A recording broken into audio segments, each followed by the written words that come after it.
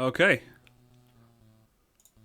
Let's get into it, and that was not very well done. There we go. Okay. And sort of just take those, make things a bit easier. Hi. Yeah. Sorry, I should have said starting in the chat. Apologies.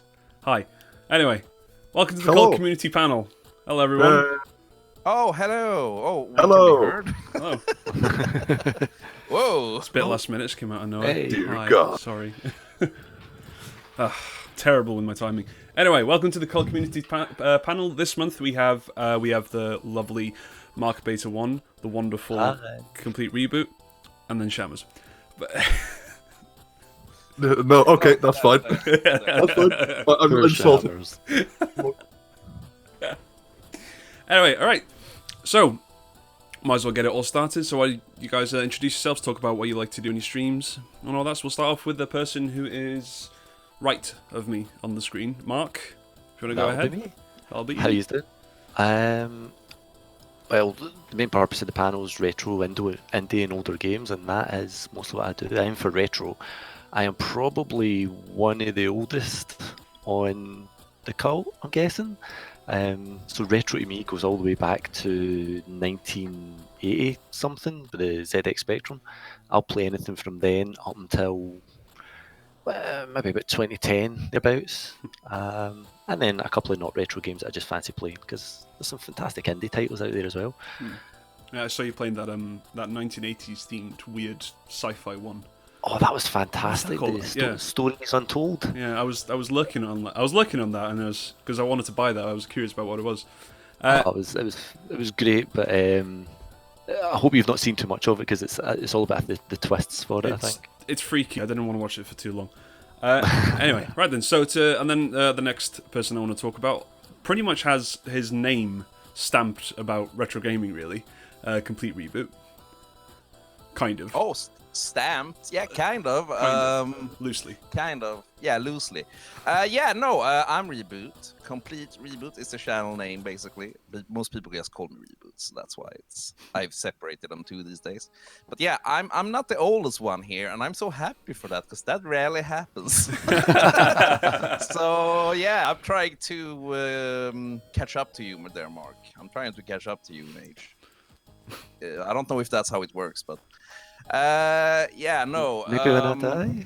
I was born 1984, which means I started playing games 1990 with the NES, basically. So retro games is my thing. But I mean, I'm a variety game. I like new games, I like old games as well. So I play all of them. But I love new games that look like retro games, like when you have more fluidity than you had back in the day, but they still look old, you know? For example, yeah, I'll come to that later. But Yeah.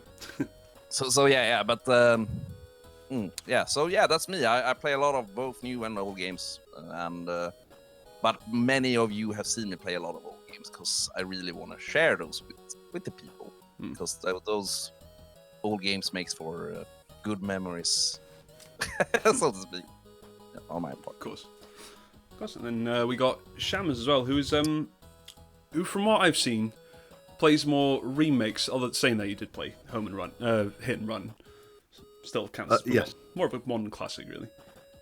Yeah. So yeah, I'm Shammers. Dreaming wise, I probably have the youngest channel of the four of us.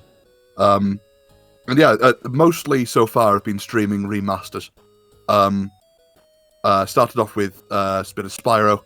Then I moved on to Simpsons Hit and Run, as Huell said, and I'm currently going through the remaster of Medieval, which is fun. It's a really good remake. But yeah, I'll get more into that in a bit.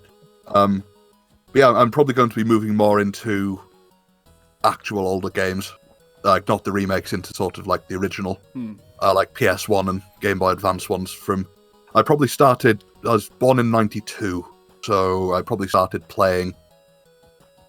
My first ever console was a Game Boy Color, but first proper console was a PS. So I remember growing up with Crash Bandicoot, Spyro the Dragon, as well as other PS1 class. But over time, I've kind of come to appreciate that whole era of gaming. So that's sort of the type of thing that I'll be looking at exploring moving forward. Fair enough. And then just to round it all off with my experience, I'd say I'm more of a, not a retro, but a classics kind of guy, so it's a bit more recent. So like the first few Call of Duties, and then I streamed Wind Waker for a bit. Finished that, which was a lot harder than I remember. What else did I... Star Wars Force Unleashed. The list goes on. Assassin's Creed 2, there we go, there's another one. But yeah, I'm a bit more recent classics, I guess. But at the same time, obviously, there's still that appreciation for all the games still there. So that's the first thing I want to get into, actually.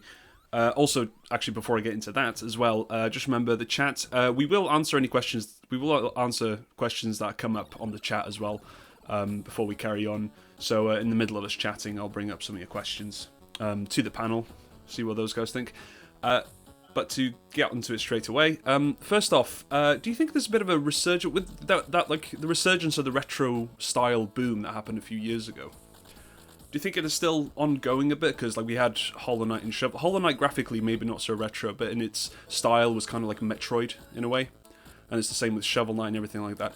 You know, is there still a bit of that prevalence for retro style of games still about today? Because I personally feel like it's calmed down a little bit, but who knows? Maybe it could pick up again. I'd say it's calmed down for the kind of retro remakes that you were getting, and you're getting, or sort of the retro style, so new games but done in the kind of 8 and 16-bit style. What you're getting more now is HD remakes of things, so like Resident Evil 2, Resident Evil 3 is coming out shortly with a new full remake and new engine. So I think it's kind of going that way. I think the bigger companies have learned that there's nostalgia there to be cashed in on, and we're going to see more of that going forward. Yeah, I definitely agree with Mark there in a way, but also, I mean, retro for me doesn't have to be.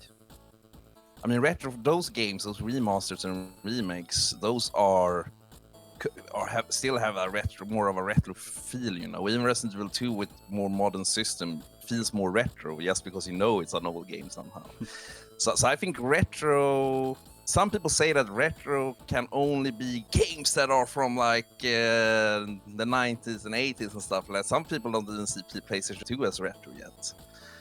Like I have a hard time doing that because that's the first of the modern game consoles for me. That does include me. Yeah, exactly. So what is retro? I think that's a question. Is it like, I mean, do we see a remake of Resident Evil 2 as a retro game, or do we see it as a new? I mean, I don't know. What is retro? That's different for everyone, I've asked so far. I think it depends your age, really, doesn't it? Retro is different to everybody. It's kind of a nostalgia thing of their childhood and what they remember growing up. So for me, it's the spectrum. For Shammers, who's 10 years odd younger, he's probably more PlayStation era.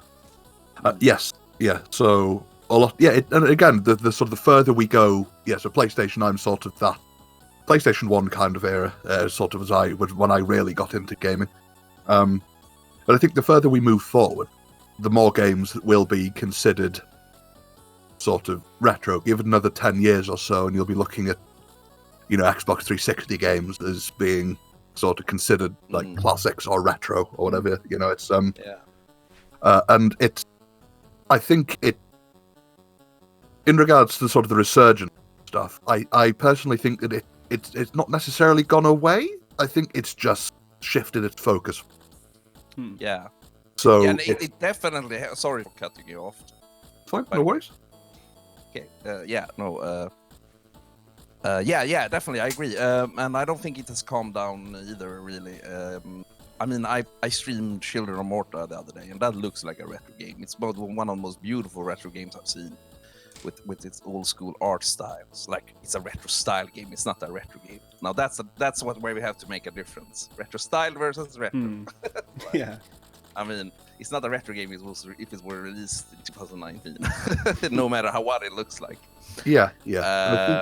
So yeah, but yeah. So I think retro style games have just shifted focus, and I think there's more variety now. Like, Yeah, and with the not resurgence, with the sort of the prevalence of software like RPG Maker and that kind of thing, that 8-bit style is becoming a lot more prevalent in indie games than it is in the mainstream now. Like as you said, the mainstream has shifted more into HD remakes. Sort of, in the past couple of years, you've had the Spyro trilogy come out, Crash Bandicoot trilogy. You've had Crash Team Racing come out. Oh yeah. Which is, yeah. You've had, trying to think of other things. As I said, Resident Evil's coming out. Even Wind Waker had a HD redo on the Wii U. Yeah, which yeah, exactly. Had mixed reception. Yeah, yeah. And then you've got sort of indie titles like Stardew Valley, for example, is in that kind of 8-bit retro style, but is still a relatively new game. Other indie games, To the Moon, is one that I'm planning on streaming at some point, just because the story's fantastic. Again, done in a very old style graphically. Yeah. That's an RPG Maker game, right? Yes, it is. Yeah. Yeah, and it's done in that kind of classic RPG kind of 2D style. Yeah. But again, is a relatively, in the grand scheme of things, it's still a relatively new game. I think it's sort of come out in the last 5 years or so. So yeah, I think those retro graphics seem to be shifting more towards the indie scene. Yeah. Do I find... Well, I think it's interesting that you mentioned the 360 and how in 10 years those might be considered retro titles. Well, but then you've got the Master Chief Collection having just come out. I was going to say Halo 3. That's true. Yeah. Yeah. So I would consider maybe Halo 1, 2, and 3 to be retro. Yeah. I was playing Reach and like the flood of nostalgia, and I was playing Reach multiplayer when it came out. As soon as it came out, I bought it. As a true Spartan, I am. You guys were streaming that, weren't you? Yeah, and just like the rush of nostalgia immediately as I started playing it. So yeah, like there's a case to be made already. It's like 10 years. Could that be considered retro or classic? That's already. But there's one thing I just thought about something when you were talking about that, Shammers. So I love it. So 8-bit and 16-bit or 32-bit or whatever. All of those different pixelated styles get their own kind of renaissance in modern day with using that art style again. Why isn't there no like low polygon games? That'd be fun, wouldn't it? PlayStation 1 era graphics. Seems to be avoided. Yeah. Okay, you go first. Oh, sorry. Yeah, I think with PS1 sides of things, with the polygons, it's very hit and miss. I think it needs to be done very well for it to age well at all. The Spyro games age really well. I think if you go back and play them, the HD remakes look a little better, I think, but the original PlayStation 1 games have aged relatively well. There are other PS1 games, I'm trying to think offhand, that haven't really. I think there's a Die Hard trilogy PS1 sort of set of games that I played. There was? I went back there was. I went back and played them, and they have not aged well at all. No. They I was thinking Christmas as a Christmas game, but no, it just looked terrible. Just jumping onto what you're saying, I think maybe in part it is to do. Cuteness isn't the right word, but 8-bit and 16-bit games have a certain nostalgic, lovely little look to them. You look at maybe the art that Lonely Tear does, and there's a lovely style to it, whereas a low polygon game, it's all jaggy edges, there's no anti-aliasing, it just always look nice, whereas Spyro, being that lovely character and the shape, kind of gets around that. But if you've got something that's got really... You can't deny the appeal. You can't deny the appeal of the pointy Spyro. Yeah, I mean, it maybe takes the edge off. Yeah, I mean, look at Medieval that Shammers is streaming, for example. It looks great now because it's. I mean, the original game looked like shit. So it hasn't aged well, in my opinion, at all. Yeah. The PlayStation 1 games that still look good are the RPGs that have like pre-rendered CG backgrounds, like Final Fantasy 9, for example. That looks pretty good still, especially if you emulate it and turn up the resolution. But if you go older than that, Final Fantasy VII, I love that game. It's my favorite game ever, and the reason it needs this remake now is because it's not gonna bring in new people now because it looks like shit compared to the newer Final Fantasy games. That's just a fact. Yeah, that's how it is. It has a charm still for me because I played it, but for those who haven't played it, they won't play that game now. Yeah. When they have all those other RPGs. Well, I mean, look at Final Fantasy 15 and look at Final Fantasy 7, just from the looks of it. Which one looks more inviting to you? It's gonna be 15, even if that game has other problems. That's a different topic. I must be one of those weirdos then that enjoys that weird, jagged, low polygon stuff. You see, I think you must be. Oh, sorry, you go ahead first. Oh, Mark. No, I was just agreeing with him. He's weird. Well, I thought that was a given fact, you know. That's, but there we go. Just a quick chip in. When I was in college, when I was in college doing games design, and I was really good at doing 3D assets and stuff. And I loved making low polygon, like maximum 60 polygon characters. And cell shading helps a lot. Yeah. A lot. Anyway, yeah, sorry. Carry on. Yeah, I think the main problem with that style is it's quite difficult to get people, right? I think it's sort of like general humanoids, like Crash Bandicoot, for example. You can kind of you get a bit more of a connection there because it's not supposed to be human, despite him being quite jaggy in the originals. It's the same with a lot of the things in Spyro. They're humanoid, but they're not. There are some that are kind of humanoid, but they're not really human. Yeah. Whilst it's quite difficult to get human proportions right. That's why I think sort of like the graphics from the original Lara Croft on the PS1 haven't really, as you mentioned, sort of pointy boobs, basically, haven't really aged really well. Yeah, exactly. Oh yeah, you were not finished. Sorry, I'm cutting you off all the time. Oh, it's like no, you go right ahead, Reboot. You go right. Oh, okay, yeah. I think we're. And I think that there are some weirdos I apologize to cut you off, but okay. Sorry, we just been sent 6 ice creams by Laddins, and the volume on the alert kind of just over. I think it's gone to 9. There's 9 ice creams. Oh, sorry, and 9 lemons. So he's donated 69 lemons. Yeah. Started the 69 spot. Yeah, I'm sorry. Sorry about this, fellas. Next time I'll lower the volume on the alert. I didn't hear anything. But lemons. Yeah.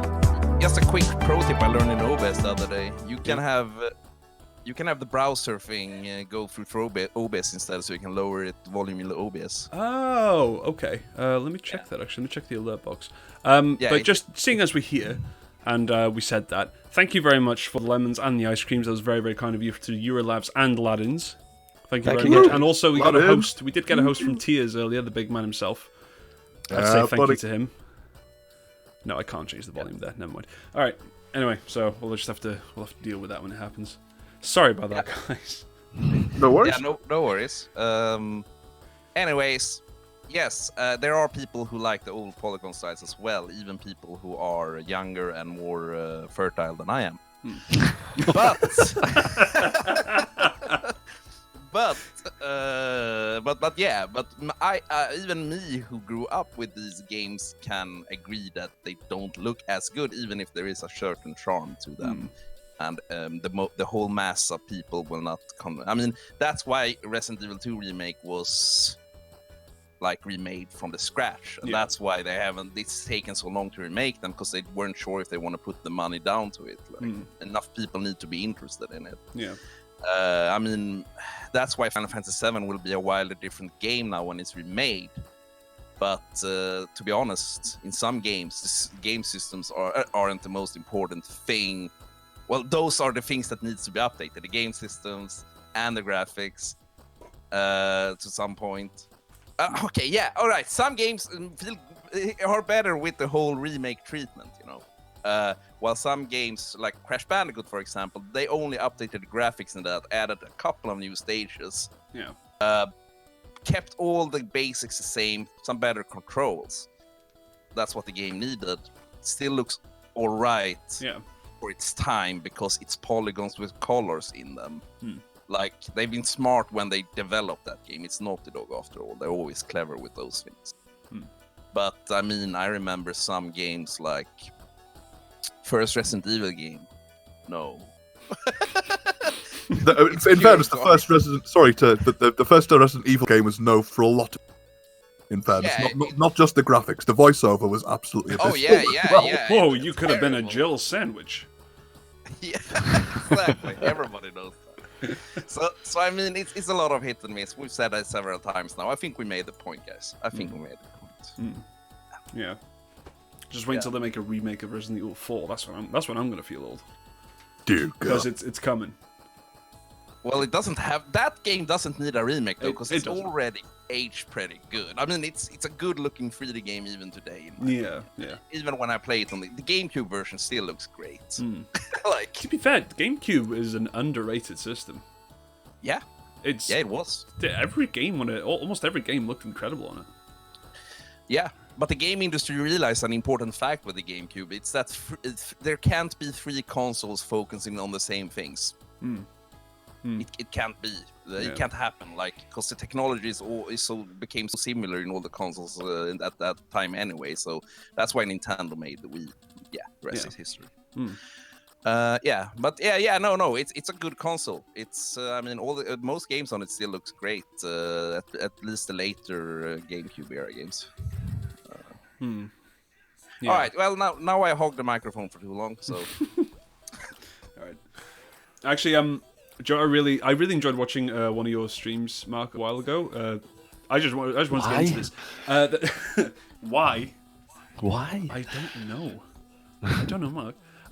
No, because you're fun to watch, you absolute sweetheart. Anyway. Oh. No, I just wanted X-Wing, that X-Wing game that you played. Oh, yes. Yeah, so I have it, but I haven't played it yet. How does that feel to play? I really want to know, because it just looks kind of all over the place and really hard to control. It's not as complicated as a full-on flight sim. There are definitely more controls to it. So one of the things I did was download a keyboard overlay that sat beside the keyboard, because a lot of them aren't reconfigurable either. That was one of the things I found out. You also need to watch, there's 3 different versions of it. There's the original DOS release, there was an early Windows release, and then there was a later Windows 98 release or something, which was the one I was playing. Because trying to get the old one to work is a real pain in the butt. And that's part of the problem with playing a lot of these old games as well. Like, that's a topic I'll bring up later as well, actually. Right, I'll park that for now. You don't have to you don't have to not talk about it either, because it'll help. No, I'll park it for now. We'll come back to it. But yeah, it's a fantastic game. I mean, you stick the Star Wars soundtrack on at the back of it, and you love it. One of the last missions in it lets you recreate the trench run. Who doesn't want to do it? Who hasn't watched Star Wars and wanted to do that? That's fantastic. It's just so much fun. To be honest, though, there's X-Wing, and then they brought out TIE Fighter. And TIE Fighter is actually a better game. Is it? Yeah, the missions are slightly better. The craft have got a bit more of a difference to them. And it's probably just a wee bit more enjoyable being part of the Empire than it was being one of the Rebels. And then there was a later one as well called X-Wing versus TIE Fighter, which they improved the graphics. They tried to make everything look better on, and it actually kind of came out a bit flat, to be honest. If someone remade the missions from the original 2 games in that would probably be the best outcome. But then you don't get games like that now. Everything has gone far, far more arcadey or super flight sim. That it's sat in this lovely little middle space of LucasArts perfectness. Right, that's why, because I love the idea of doing X-Wing fights and TIE Fighter dog fights. I'd love to have that, but then they don't know how much people would love to have in the middle, not arcadey, not full-on simulator, realistic enough in the middle. I'd love that, and they kind of did that with X-Wings. Yeah, the X-Wing's brilliant. Yeah, I think that's a lot of thing about space combat games. Is there's 1 or 2 out there that is proper sim, because the physics for space is there is no break, if you like. You've got a reverse thrust to kind of match and turn. I think the Galactica TV series showed it quite well. Whereas most of your games in space, it's just like you turn the engine off and you stop. Yeah. That's how X-Wing is. It's not going too far into the realms of full-on sim. Yeah. That's what I was thinking. I just gotta say, I love how Mark sounds happier and happier the more he talks about it. Like, yeah, that's a guy who has been through a lot of stuff in gaming. It's the trench run. You just every kid my age, you just grew up you wanting to do that, and we released what was it? Maybe early '90s on PC. Yeah, that game sold. And it's a LucasArts game. Pretty much everything LucasArts touched around about that period was absolutely golden. Right. I have a question, because I just remembered something talking about X-Wings and piloting and stuff like that. Who remembers in like arcades and stuff, they had like an X-Wing fighter game? Yep. Do you remember the original one? Yeah. Yep. There was a big full seated cabinet that you could get for it. And it was basically gun controls that you had. So the game flew on rails, but you got to shoot down the TIE fighters and stuff. And that had a trench run at the end as well. It was really, really low polygon line art kind of graphics. But yeah, that was fantastic too. I had that from a Spectrum. See, being born in Sweden, we didn't have arcade culture here, so... There wasn't masses of it here. Mostly your sort of seaside towns and touristy places would have it. Cinemas, one or two. There was a couple of sort of laser tactile style places that have it, but there wasn't the same sort of arcade culture that you had in the States. Like when you watch Stranger Things and they go to that arcade, I would love that. I still think it could get a resurgence for, but it's not the same. Everyone's got a console at home. Yeah. Well, I was thinking, the arcade I was talking about, this one was like, you had a full-on proper pilot seat, you had thrust control, and you had a flight stick, so you actually flew the thing around. Oh, I never seen that one. Put a quid in, and you flew about in a bloody X-Wing, and it was awesome. That would have made really a fortune. Cool. Yeah. And it was huge as well. But, how old... When was Phantom Menace? When did Phantom Menace come out? Phantom Menace came out about 2000... 99, yeah. What's it, 99? Shammers is on. I think, yeah. Because on the money. They took that old X-Wing game out of mothballs and set it up when that movie was coming out. So I was like, I only played it once. And I was about 5 or 6 years old. Never saw it again, but it was the coolest thing. I've always loved the idea of having an arcade cabinet in the house, like one of the ones that you can put MAME onto and get all the games onto it, and one of the big X control sticks and stuff like this. And I think that would be great, and I've got plans for it, and I know somebody that can do woodwork with the lathes and things like this, and I thought, oh, that'd be great. And then I think, my wife would kill me. Where am I going to put? I'd have to put one of the kids out the house to fit this thing in. Maybe I could convert it to a small bed for them or something, but maybe when they go off to university, that'd be a... Yeah. It's a long wait. Your retirement project. Yeah. But watching stuff like Stranger Things where they had those arcades, I was completely jealous of that arcade culture, because how good did that look? You could just go somewhere, hang out for the day, like the Wreck-It Ralph arcade, stick in your quarters and hang out. As I just said in chat, we have an amusement park that still has arcade games, that always had arcade games. And that's the one contact I've had with arcade games, but that's not much on arcade culture. It's more like, oh, this is an amusement park. It's big. Let's put some few games in here for the kids, you know. And I played like a Turtles game there for 4 players, and I played Jurassic Park shooter. That was great. A Lost World, I think it was based on. Where you had the gun and everything, and you sat in a car and had to blast dinosaurs. It was a riot. There's a shop in town. I put a photo up on my Instagram the other day for it, because it's just full of geek stuff. Basically, I put up a full wall of Street Fighter 2 stuff that they had. They have got that Turtles arcade machine, the 4-player one. So really sorry, I'm gonna be back. I've gone through my energy drink. Oh, no worries. I'll be right back. But yeah, over here there's a seaside town nearby, a fair bit away, called Ayr, which tends to have a couple of arcades along the front.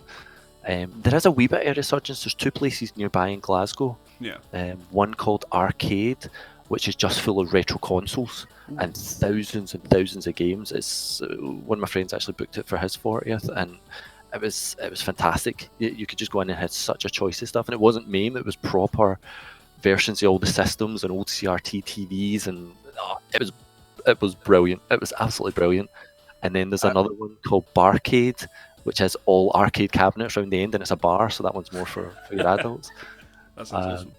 The nostalgia's great on them. Sorry, I keep jumping. Sorry. If you keep talking about this, I might need to have to go to the toilet soon. No, but I wanted to ask Shammers when he comes back what he who is the youngest here, if he has had any arcade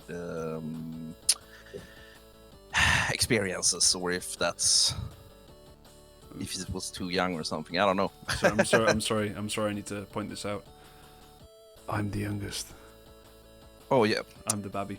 I meant the the guests. Okay. I mean, you're the host. So. I'm the host. That's why he picked us. So in the meanwhile, Huell, what's the most recent arcade game you played?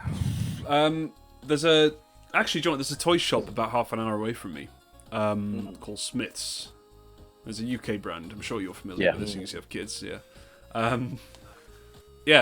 Smith's, and in that shop they have a big old arcade cabinet with with Street Fighter on it. I can't remember which one. I think it was Street Fighter 3. And it's just free to play. It's just in the middle of the shop, and that's the most recent one I've played. It was just for free. Otherwise, I've been playing air hockey. Welcome back, Shammers. Cool. But yeah, otherwise, I've just been playing air hockey whenever I go to the cinema with my buds before we go in. I can imagine you standing at that Street Fighter machine and all these little kids coming up and you just demolishing them and them going off crying to their mum, and you're just fuck. No, actually, do you know what? I had a moment like that. I was wowing a ton. I used to play Guitar Hero religiously. I really did. I could play expert any song Guitar Hero. Well, a few years ago now, but yeah, I used to play a shit ton. And then there's one in there's a coast town called Llandudno nearby. It's quite popular with tourists. At the very end of a pier, there used to be a big old Guitar Hero arcade machine. And then I went walking there with one of my exes, and then we ended up in the arcade, and I saw the Guitar Hero machine. It was like, alright, I'm going to go play on this for like 20 minutes. Just wait for me. I was playing everything on expert, and I had like a crowd of 20 people behind me. I didn't even notice. Nice. Anyway, yeah. So, you're back now, Shammers. Right. Your arcade experiences, seeing as we all kind of come from the same area, probably have a similar kind of arcade experience, mainly being Llandudno and the cinema at Llandudno Junction. Yes. So I haven't really been into Llandudno all that often, so I didn't really do any arcade games and stuff in there. But I have so my arcade experience has mainly been like holiday parks, like camping sort of parks that have had a couple of arcade machines there. There's the one notoriously difficult Teenage Mutant Ninja Turtles box, which was it's probably one of the most solid, like difficult sort of arcade machines out there. That was just in this sort of random camping park in the middle of sort of northern France. And then, it was mainly Cineworld in Llandudno Junction and the arcade that they had there. And whenever we went to go see a movie, me and my mates grab a couple of quid coins and go. And there was like an old sort of, I think it was very similar to Daytona, I think, like a racing game. Yeah. That used to be there. That used to be two people. Yeah. There's two bikes. Love those. And I used to race my mates on that. That was good fun. I think someone beat me by 0.001 of a second once. And I was he'd come from behind and beat me by 0.001 of a second, and I was so mad. I was so salty after that. It was, I don't blame you. Absolutely tamping raging. I wasn't. Do you know what makes me sad? During Cineworld and Llandudno Junction, Cineworld. Yeah. They don't have any of the shooting games left anymore. That Terminator one is gone. Oh, that no. weird Safari truck one is gone. What the hell? They used to have the like zombie one in there. I think they used to have like Well, basically, what it was it? was a light Yeah. gun shooter, which actually kind of ties into a retro game because they were light Yeah. gun shooters back then, especially on PlayStation 1. Was it Time Crisis? Oh yeah, yeah, They had a Time I swear Crisis they had one a- as well. yeah. That's what I was just thinking. Yeah, Yeah. but yeah, that was. Well, the original NES launched with one, didn't it? That was Duck Hunt. Yes. Yeah. Oh yeah, Yeah. yeah. Which I never. You can't I use played it the now. shit They out of don't that work with game. you. Duck Hunt was great. I only Yeah. found out recently the second player could control the ducks. Oh, really? Yeah, if you get a control pad in port 2, you can jink the ducks from side to side with the pad. How did I not know this? What the? Okay. You're talking about Hours that of fun.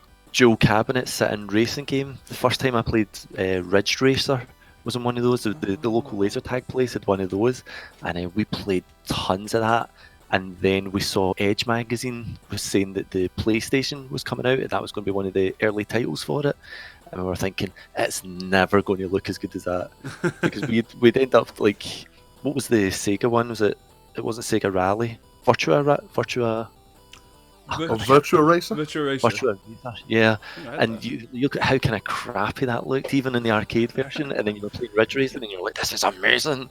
And the PlayStation came out, and we were blown away. We were absolutely blown away how close it was to the full-on arcade. Mm. It's We weird. got an arcade just recently. We took the kids bowling, and obviously they've always got arcade machines and stuff.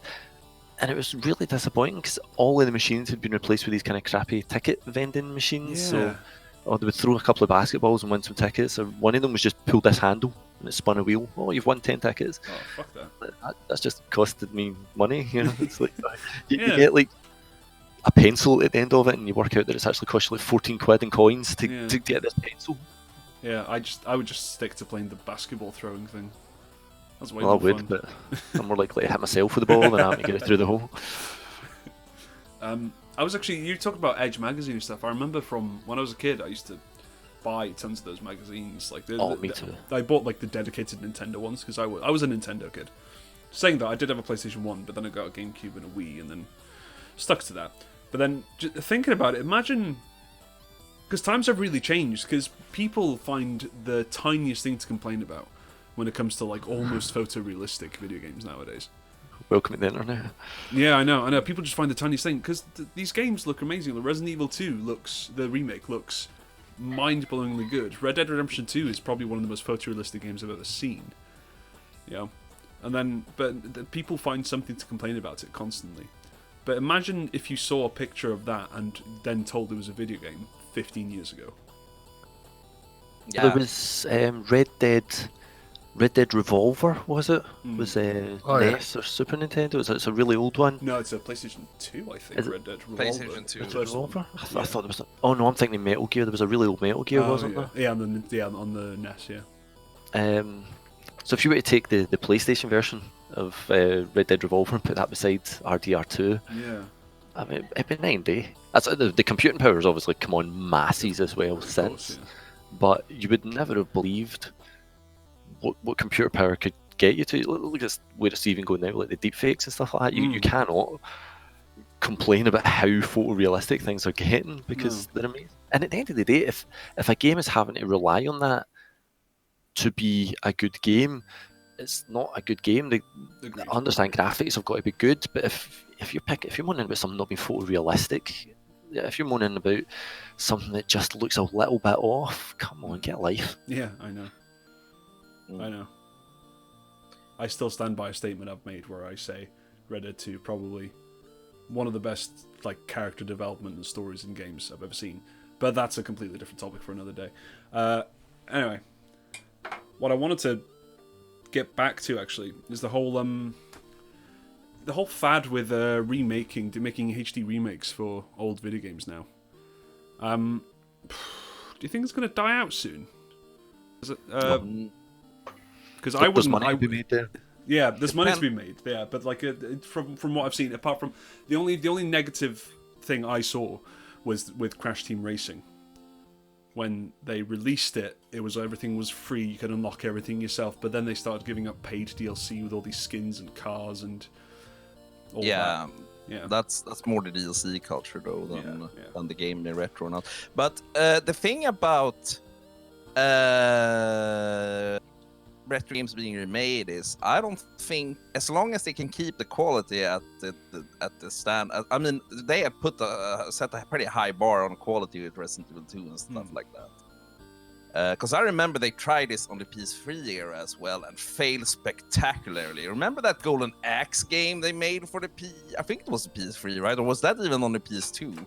Beast Rider. No, that was a PS2 game, I think. Well, somewhere in between PS2 and PS3 eras, they tried to remake older games and give them a new skin. And that was horrible because they didn't know how to make the newer games still feel like the old games gameplay-wise. Yeah. I think that's where they have learned now that, okay, even if we make new systems for this game, we need it to feel old. Because when I play Resident Evil 2, it still feels like Resident Evil 2.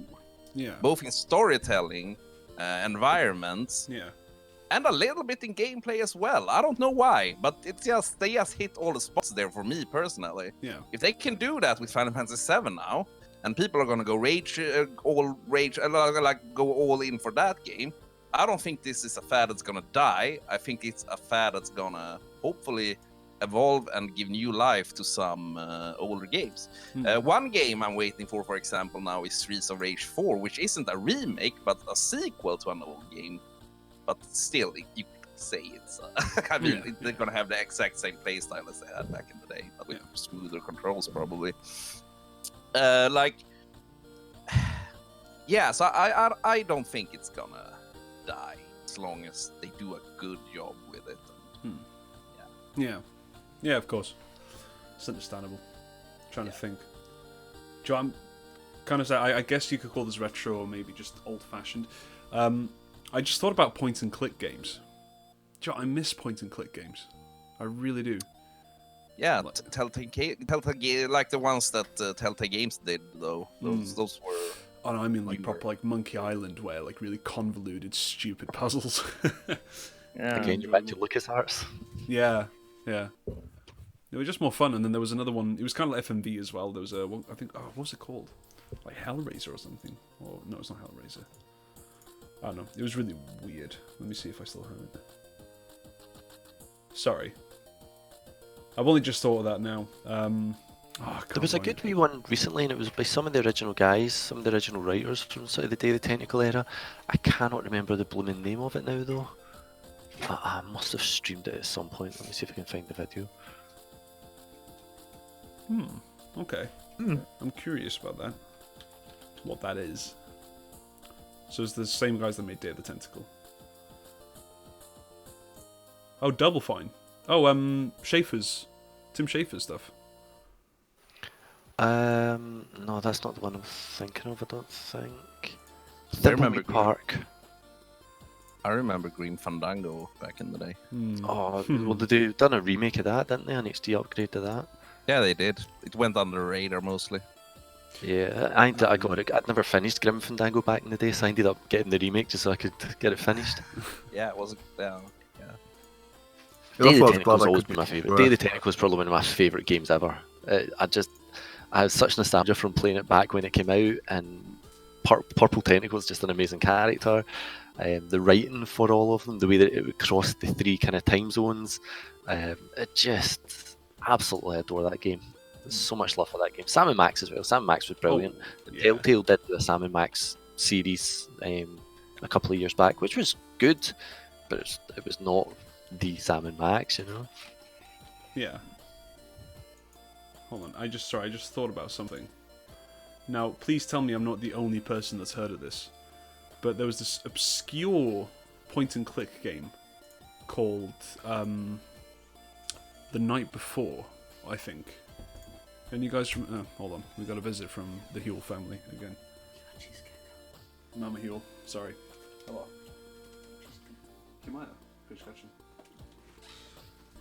Sorry. That was Mama Huell, as always, a visit from Mama Huell. Hi, Mama Huell. Hey. It wouldn't be a Huell stream without a cameo from Mama Huell. True. Can I rent her or for my stream? Okay. No. No. Okay. Shucks, that's a shame. Okay. I don't want to gloss over that. Yeah, all right. Back to what I was originally talking about. No, there was this. I think it was called The Night Before. It was a point-and-click adventure game, but it was really. I wouldn't say minimalistic art style. It was more like MS Paint art style. Any of you guys remember anything about that? Anything comes to mind? No. Never No, heard but I about think that. I've found from the creators of Ice Escape in the morning after, you're stuck in a dirty pub with no cash. Was that like a flash But game? I don't know. It might be a flash game. I found a link. I'm going to stick it on the chat. Yeah. Being a flash game, I don't think it's actually going to load anyway. But No. is that the one you're thinking of? No. It was I've got a website up with a picture of it here. But I remember, Evie, oddly enough, found it, had it originally and gave it to me. But yeah, no, I'm just starting to remember all these really weird, obscure, like point-and-click games that nobody else ever played. I felt like the only one. But yeah, that night before, not the night before. That was a strange game. That was a very strange game.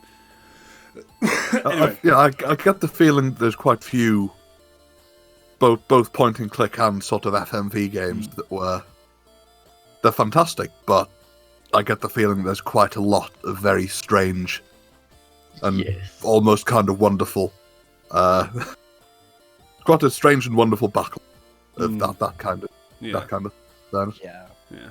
Sure. Yeah. Oh, we just got a follow. A follow and 11 from Phil and Foist. Hey, Phil and Foist. Follows on the Culteteers. Thank you very much for joining the cult, Mr. Phil and Foist. Hold on. Is this going to provide a link? Hopefully you'll join us on our lovely Discord channel. Nope. There we go. There we go. Well, if you want to join that, if you're not already part of the cult, obviously. Come and join our lovely little. Yeah, join us. One of us. Join us. What you One do of is us. look at look at the Scum VM compatibility page, and you'll see there's some weird games on there. There's some brilliant games as well, like Stone VM. Scum, SCUMM. So that's kind of an emulator for the engine that the LucasArts games originally used. So a lot of the stuff I've been playing through, you play through on that. Blade Runner, I played through on that.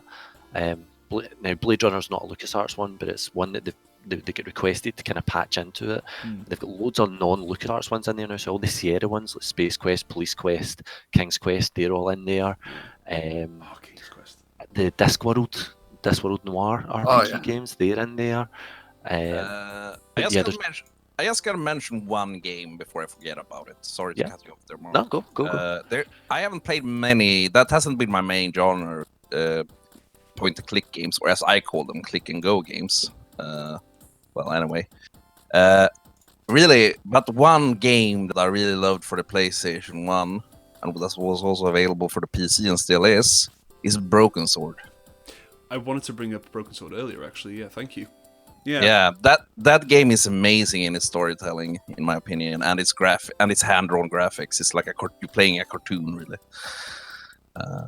Yeah. No, because I remember having demos of Broken Sword. Didn't know much about it, if I'm honest. Did not much about it. It was just. Well, there you go. Broken Sword and Broken Sword 2 are both playable on Scum VM. Oh, nice. All right. Yeah. So, Yeah. Nice. I feel like we're starting to fall into, not Broken Sword really, but we're starting to fall into like quite obscure titles now. We're starting to go down a rabbit hole. We've got a lot of history between us. Yeah. Yeah.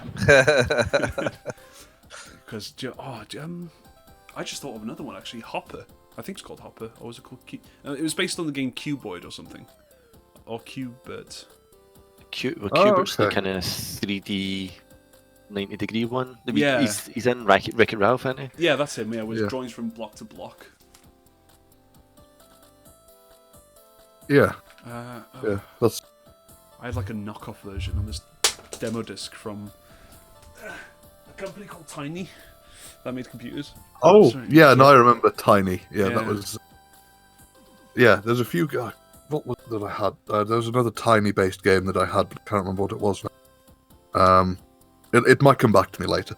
I'll bring it up if I remember. Yeah. But there are a few different tiny base games that were made by the same company that made the computers that were good fun, actually. Probably a bit obscure, but fun. Right, so I've got a bit of a list down here. I wanted to bring something up with you, Mark, actually. You played a Dune game recently. Yes. It was a Dune strategy game. Yes. Now, it's not the same one that I used to play, but was it made by the same guys that made Command and Conquer? It was made by Westwood Studios. Yeah. And it was the earlier version of the Command and Conquer engine that it was done on. Same sort of idea. You had the 3 different houses. I cannot remember. It's Atreides, Harkonnen, and a green one. I can't remember what their name was. Harkonnen, Atreides, and Ordos? Oh, yes, that. Yeah. So the 3 of them were mostly similar. It was like Command and Conquer. You get kind of roughly differing units, whereas Command and Conquer started to separate them more and more. But yeah, it's the precursor to Command and Conquer. It's the first version of the Command and Conquer engine, and it's really good. Yeah. It's Battle for Arrakis, I think is the tagline for it. You'll be able to find it in a lot of abandonware sites and stuff like this. Yeah. Well, that's the thing, because I remember, I think it was a later, it was like a sequel, Dune 2000. Yes. I played that a buttload when I was a kid.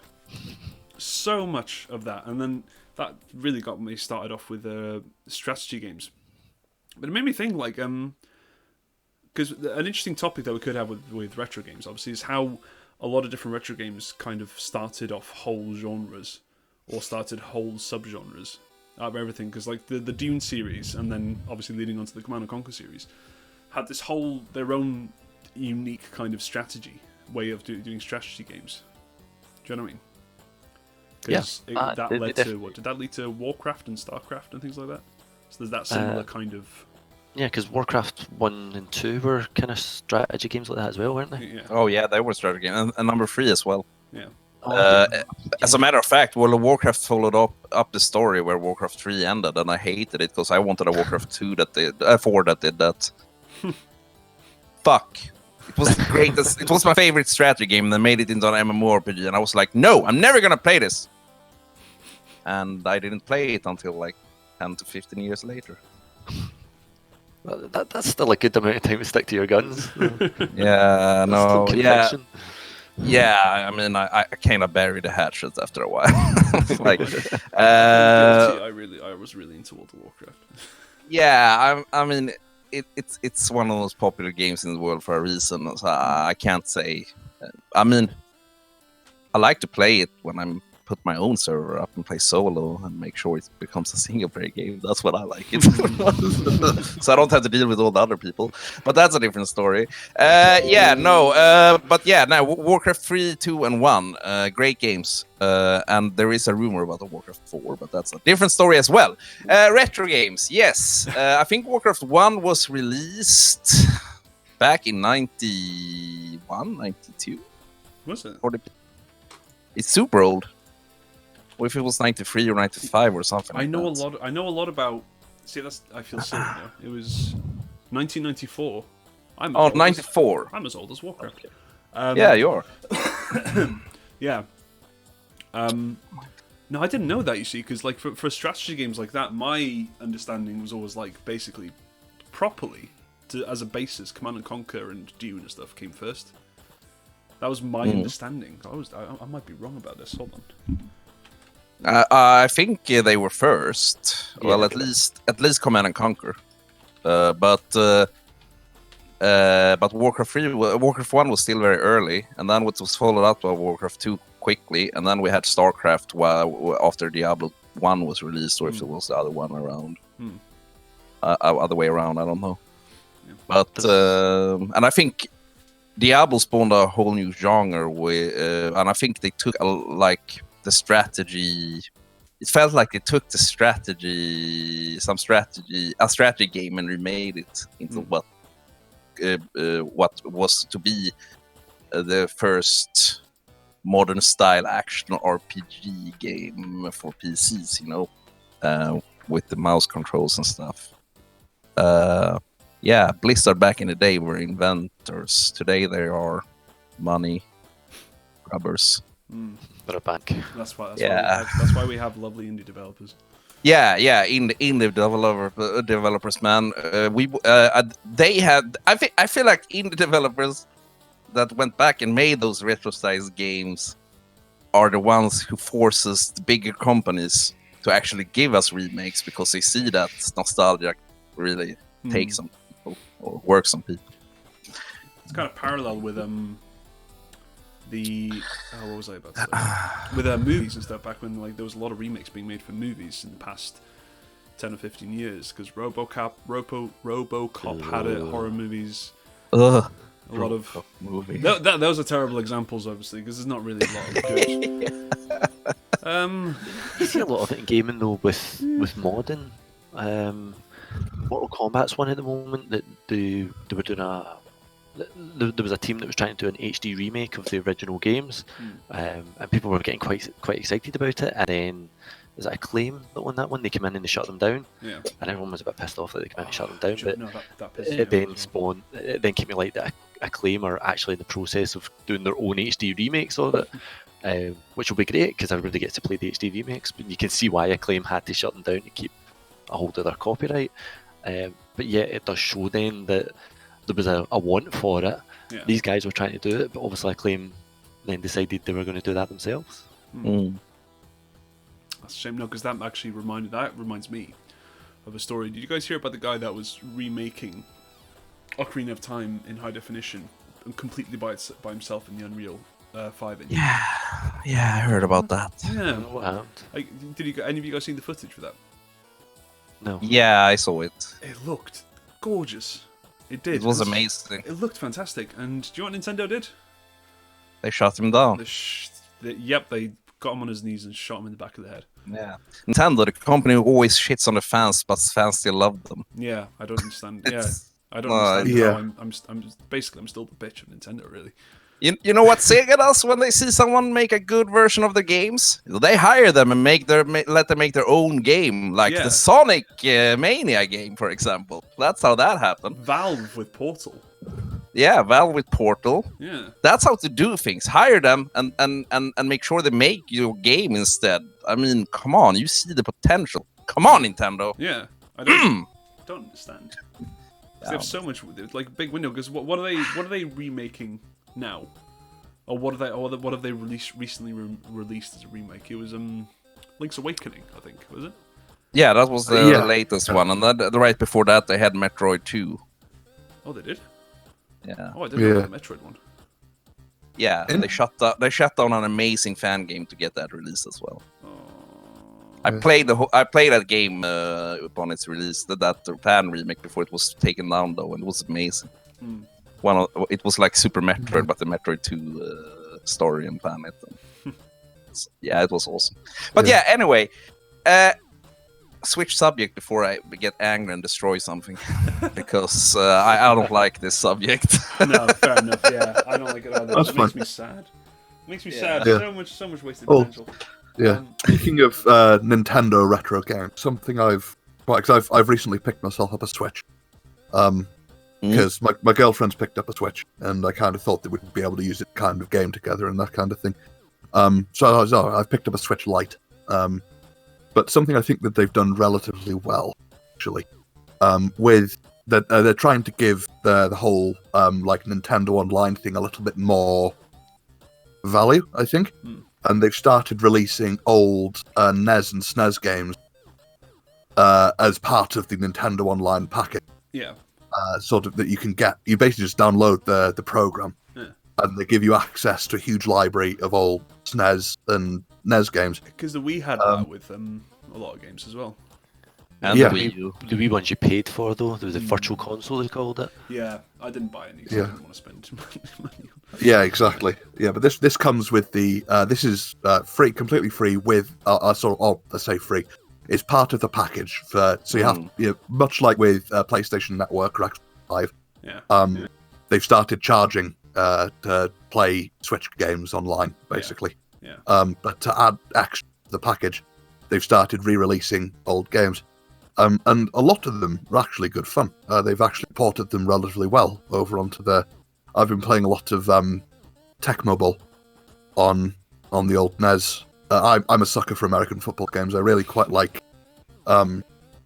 me and one of my mates from university had an ongoing Madden league, just the two of us, that we sort of picked around on our Xbox 360s and PS4s. And so, but there's a lot of quite, like, the ports over have been quite good overall. And you've got your your original Link. I think they've got Link's Awakening. So the original Legend of Zelda. They've got Link's Awakening, A Link to the Past. I think again they've got on there as well. And yeah, I think there's, from what I've heard, they're planning on bringing a load of N64 games onto it as well, which could be very interesting. That's nice, because the N64 emulators all suck. Yeah. So, yeah. What about, what was it, like Project 64, where you have to download like 4 different things just to get one software to work?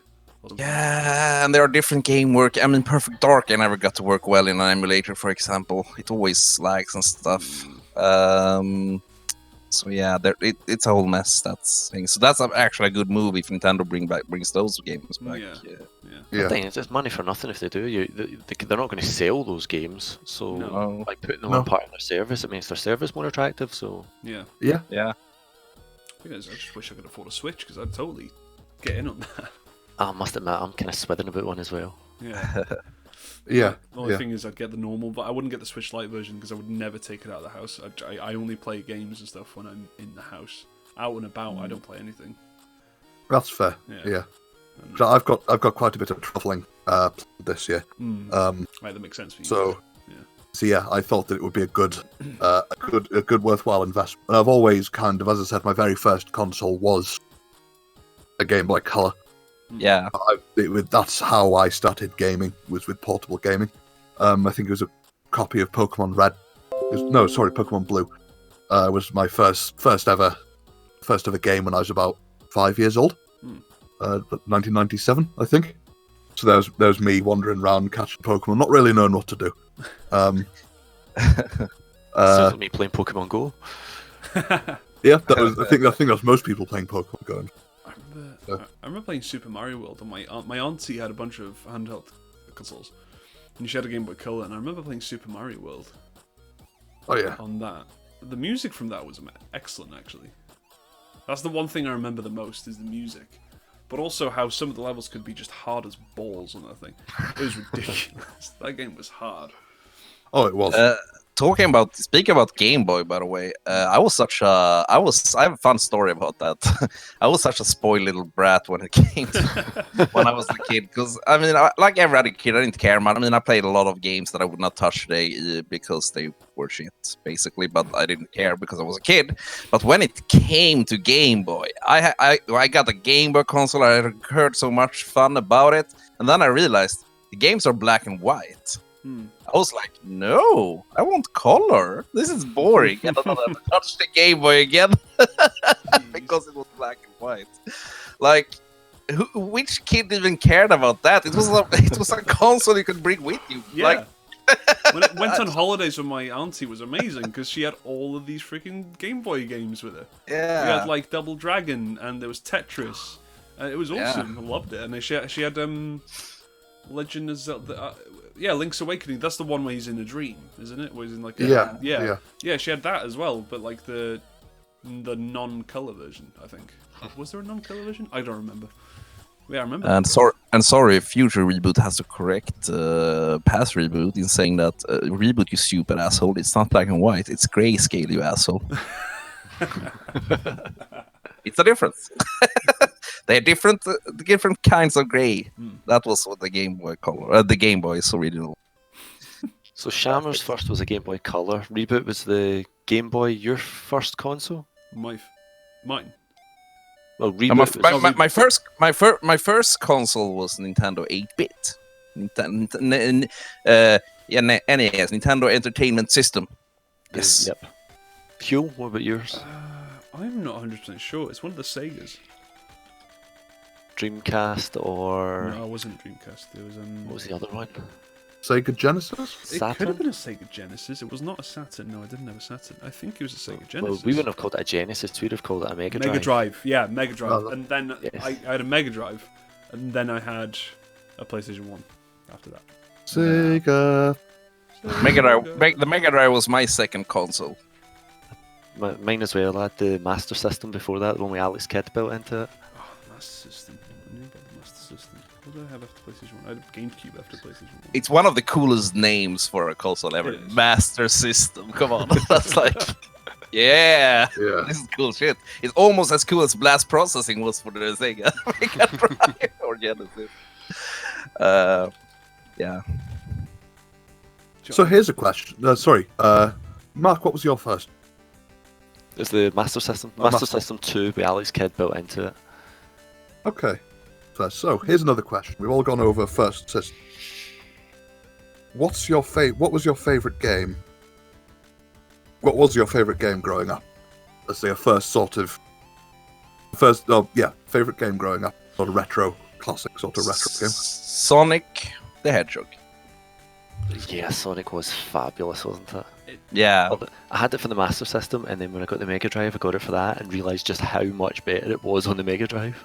Yeah. Sonic the Hedgehog for Mega Drive was the first game that gave me that, wow, they really reinvented Mario feeling here, you know?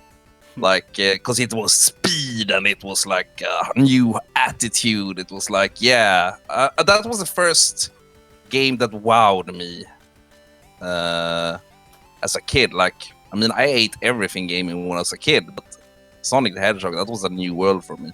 That's I mean, it was a new generation, so yeah.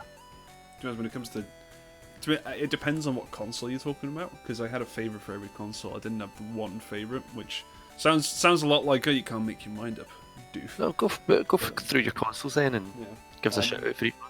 The Mega Drive, I was too young to understand, and I was too young to like get the games. I had this football game, and I played it against my sister, and I used to score all own goals all the time, so I have no clue. No clue what I was doing. But no, for the PlayStation 1, it was a Colin McRae Rally, the first one. Good game. Amazing, fantastic game, and I played it for hours and hours. And then second to that, obviously, was the other one was Ready to Rumble Boxing, which was just the only reason I loved it is because it was weird. But the first one, Colin McRae Rally. GameCube was obviously Wind Waker. Just still never left my mind. And then after that, I had a Wii, and then on the Wii, it was probably Guitar Hero, because I played a lot of Guitar Hero on the Wii. But now you're not in retro territory. No, I'm getting closer to, I don't know, I guess modern classics. But yeah, it was it was definitely Wind Waker was the more recent in terms of retro classics. Oh wait, it says retro and classic gaming. Yeah, okay, then you can talk about Wii, of course. Okay, yeah. So then Wii. I allow the host to talk about. You allow the host. Yeah, sorry if I hijacked there. Super Mario Galaxy. There we go. So the Wii is 14 years old. I know. I still have one. That's crazy. I still have one and I play it sometimes. So do we. We've got. I've got one that's set up for the kids. We pretty much use it for Just Dance. Did any of you play Red Steel? No. No. I played Red Steel. It was a weird experiment, wasn't it? It was a weird experiment. It wasn't. The controllers weren't ready for it. No. But when it worked, it was fun. Yeah, I still enjoyed it. Don't get me wrong. Yeah. I liked it. It was a good concept. It was just too early, but like the aiming worked. I thought the aiming worked just fine.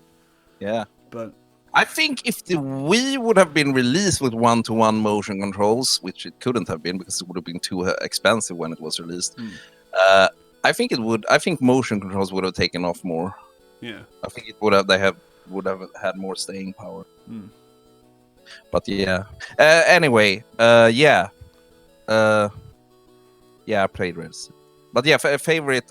If we're gonna talk for each console, I could also add that like Nintendo 8-bit system. Then my favorite game would probably be. I played a lot of games for that console. I have to say Mario 1 because it was my entry point to gaming. As simple as that. Lots of good memories with that game. And then Final Fantasy 7 for PlayStation. Mega Drive was Sonic. I said that. Did I play anything between? No, I think it was Mega Drive. Well, the Game Boy I didn't touch that much, as I said, because gray, come on. Ugh. Yeah. In Game Boy Advance, I had one. My favorite game for that was probably Golden Sun. And then Dreamcast was probably Phantasy Star Online. Was that the game that you were playing with Tia? Yeah. Yeah. I love that game to death. Sorry, it certainly looks unique in the way that, I don't know, with like the uses of color that it's got. That's one thing I noticed. It's a game that looks and feels different from other games even today, I think. And I think that's the charm of that game still. There hasn't been anything quite like it released, even though it is very much more simple than modern games. Even when I played Phantasy Star Online 2 on the Japanese servers, long before Sega decided to bring it over here, after 8 years. Anyway, it didn't feel like the same game, because it's too modern, you know? Yeah. Some games just... And I mean, there's something to say for a game that still can have private servers up and have at least 100 people log in every day and still play it. Yeah. There's something about that game then. Yeah, absolutely. I mean, it wouldn't draw any big masses today, but there's still something special about it. Yeah. Anyway, and then if we jump to the GameCube, it would be Tales of Fantasia. Tales of... Stop it. I might know which Tales one. of Game. Was it Tales of Vesperia or something? No. Symphonia? Yeah, Symphonia. Thank you. I almost had to get the... Oh, Thank you, Google. like my sound. Okay, there we go. Disaster averted. Tales of Fantasia. Love that game still. Awesome game. Because I could play it multiplayer with up to 4 friends. Holy crap, an RPG? You could play multiplayer like that on the same screen. Yeah. Awesome stuff.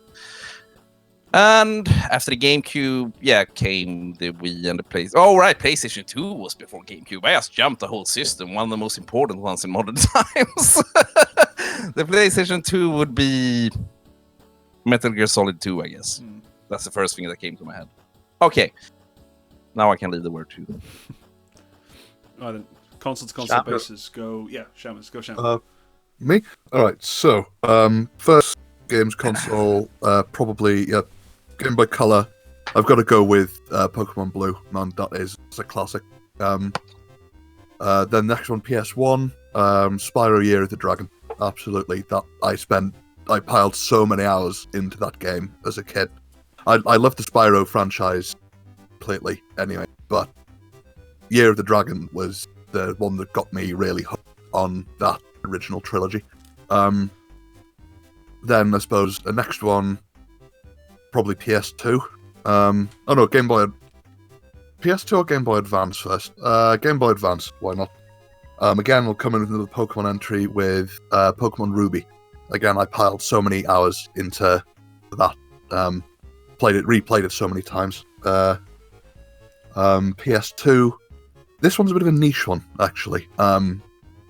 It was a game called Champions Return to Arms. It was an RPG. Again, you could play it online, but I ended up playing it with a multi-tap with 3 or 4 other mates at the time. It's a sequel to a game called Champions of Norath. I think it won like Best RPG 2005 or something like that for the PS2. And in certain award ceremonies, it was a hell of a game. In fairness,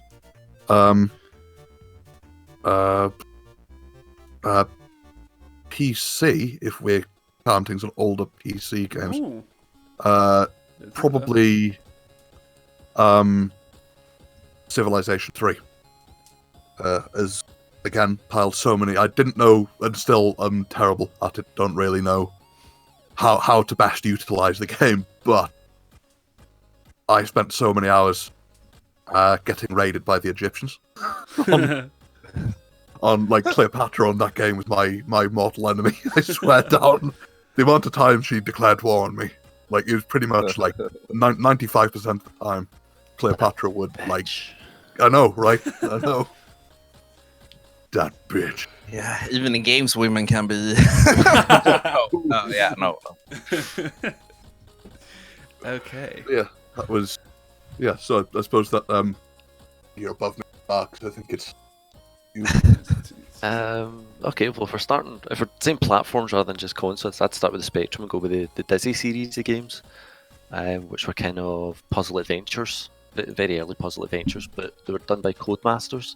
I was a pair of twins that wrote them, who ended up writing a huge bunch of the Codemasters game, the Oliver twins.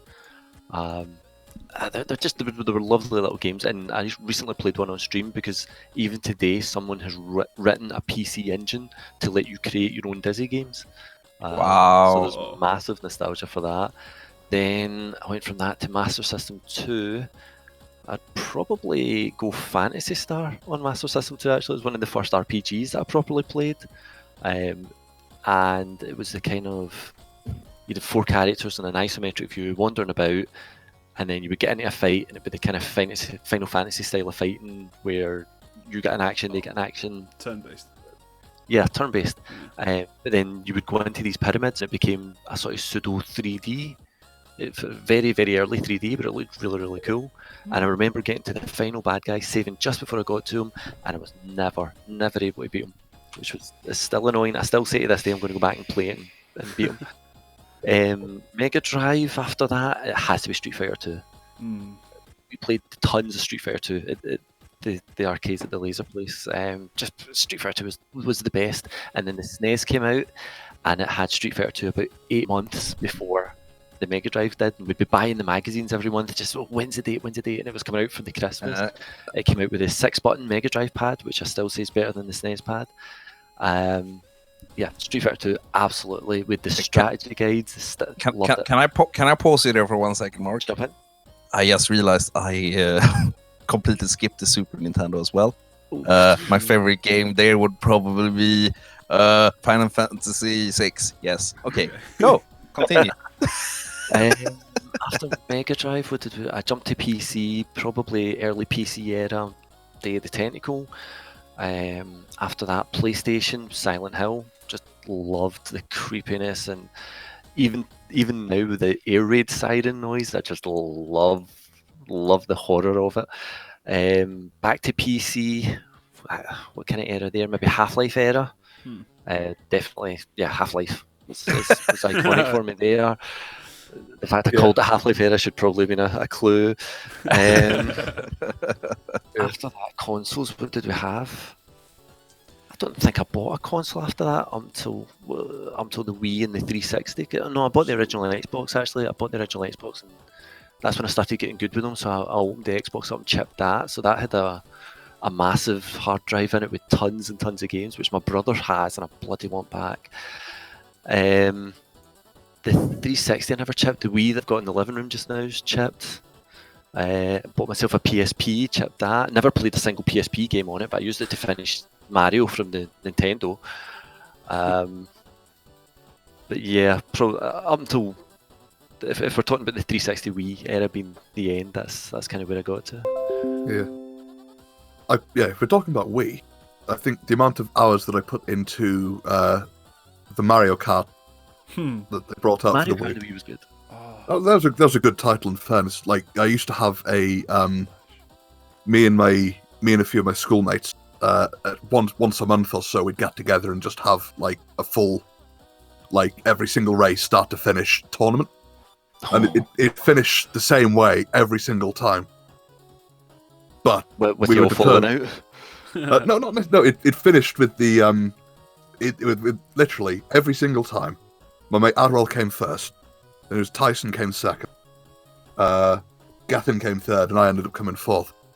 It was still like we'd like some of the results throughout the thing would change. Like I'd get a win in every now and again, and like Adwell would come in fourth or whatever. But the overall result at the end was always exactly the same. And we'd go, right, it'll change next time. Let's have another one next. Okay, cool. And it would be the exact same again. But it was just that fun that we kept going back every month for a good year and a half, I think. Just sort of like going through sixth one, just sort of once a month having this Mario Kart tournament. It was the shit, man. It was so good. So much fun. I remember having I think Double Dash. Ooh, Double Dash was a good one. For was that for the DS? Gun. No, that was for GameCube. It was GameCube, yeah. I still have that original game back So behind do me. I. Nice.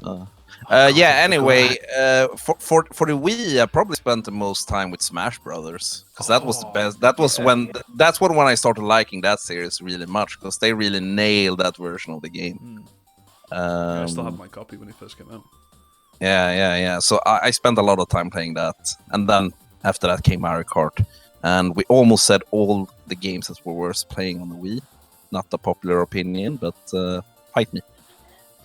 Well, in this Twilight house, it's all about just that. Twilight Princess, Mario Kart, Mario Galaxy, and Mario Kart, Mario Galaxy, and Smash Brothers. Well, those are the games I played on the Wii. I can count them on one hand. The rest I didn't touch because they were for like family and stuff, and I was like, no, I don't want to play Wii bowling. I liked it for a second, but then I grew tired of it. Like, yeah. Do you remember the Wii Play game? The orange box with all the little mini games in it, 8 little mini games. Oh yeah, that was a bit weird. Yeah, thing. me and my sister played against each other, or played with each other on the little tanks game constantly. Or we played ping pong on it. And ping pong on that freaking thing was just hard as balls. It was the most annoying game I've ever played because it was never accurate. And whenever they switched around, you had to be the top pong or whatever the hell, the paddle. Piece of shit. It was terrible. There was a Silent Hill game for the Wii that wasn't too bad, and the Lego Star Wars game, the Lego Star Wars port for the Wii was actually pretty good. I played through that one there. Lego Star Wars. Everyone loves Lego Star Wars. Somebody mentioned the DS as well. I forgot that's missing off my list, which is Crossing. another one. Animal Crossing. Oh yeah, Animal Has Crossing. to be. That was. No, Bomberman Land. Love Bomberman Land. I actually ended up streaming it after my stream last night on the Cult channel. Nice. It was like a wee RPG minigame, but it used all the wee Bomberman characters. It was just gorgeous, cute, and very Nintendo. Yeah. Because the Wii was the console that introduced me to the Monster Hunter series as well. all right. Monster Hunter Try was my Try. I'm not sure which one. Depends on who you speak to, I suppose. But that was my first Monster game. I think that kind of got me. I think it was many people's first Monster Hunter game. I think that game actually set up for what Monster Hunter World is today, to be honest. Yeah. Although, I think- there is actually a Monster Hunter game for PS. Not many people know about. PS2. Yeah, Yeah, there's a yeah. Monster Hunter game for PS2. The first Monster Hunter came out on a PS2. It was released worldwide, and I remember the E3 trailer for it, and I was stunned by that thing. Then when it came around, well, it was big, grew big in Japan, and it got this small community of people here in the West that liked it. Monster Hunter World is the first game in the series that has succeeded on a worldwide scale basis. Yeah. That's a cracking game, in fairness. Like, I've put so many hours into World. So, I actually remember Is the game. anyone else just amazed at Reboot's knowledge and all of this? Like, he knows so much about all of this. Yeah, I love the history behind games as well. You know, I even if I don't play every game because I can't, because that's inhumanly possible. I still like to follow them and see what happens and how everything evolves. And that's why I'm, that's why I'm so blessed that I've been born in 1984, because I've been able to follow the modern day. Well, like, the modern day development of video games from the start, from the new after the video game crash, so to speak. Yeah. yeah. He's not just rebooting consoles; he's rebooting video game history as well. Yes. Yeah. That's my goal. So right now, everything we spoke about will not be true in 1 hour, because I'm going to reboot it all. He's rebooting our expectations. Yeah. Yeah, no, yeah, I didn't realize. I'm very flattered that you said, because I mean, Mark, I would think that you would have even more knowledge than me since you've been around longer. But maybe you haven't read up about stuff as much as I have. I would have thought I had more knowledge, and I was coming into this like, yeah, I know everything, and Reboot's just blowing me out of the water. Okay, cool. Well, I'm flattered. At least I can flex with that then. See, I thought I knew plenty, but no, I know enough about more modern, like post 2000. That's when my good knowledge kicks in. But like before that, I'm clueless. Yeah, I don't understand it. I didn't want to ask actually. I did want to ask. Any of you guys heard of a game Black and White? Yep, I've streamed that. Yep. You streamed that, the first one? Yeah, well, I tried to stream the first one and it crashed badly halfway through. I was able to get the second one to stream quite well. I think I was there for part of that Black and White stream. Yes, you were. I was going to ask, how did you get it to work? Because I've been trying to get it to work on my PC for donkey's years. There's a couple of fan patches. Drop me a DM and I'll send you the links to them. You can get it going, but it's not very stable. Yeah. Black and White 2 ran a lot better. Yeah, because I have both. But I played Black and White 1 religiously on the PC. But then also I want to mention, because I get giddy every time I think about this. I've met the voice actor who was the devil and the angel on your shoulders. Mark. Oh, that's cool. Very cool. Yeah, that's cool. Super nice dude, and also is the voice of Shaggy and Johnny Bravo. Oh, really? Yeah, he's also Mark. Wow. I've got his autograph on my wall. It's awesome. No. But yeah, it was. Yeah, sorry. I just wanted to like plug that because I'm really proud of it. Beautiful. So Reboot's flexing, and you feel you've got to just throw something in there too. Oh, just got a diamond. Wow, got a diamond. Whoa. Oh How my many god. diamonds? That's a load of diamonds. That's a load of diamonds. Oh my god, we're gonna have about. Oh my god, that's a fuckload of diamonds. Five diamonds. Yeah, It's probably the money he needs to put down for the website.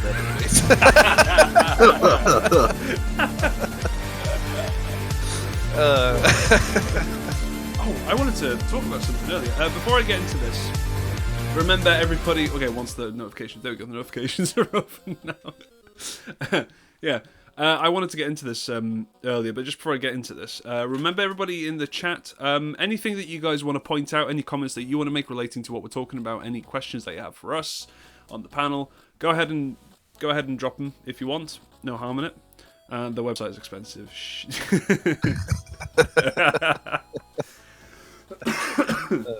Anyway, we started getting into like the Phantasy Star Online thing with the private servers.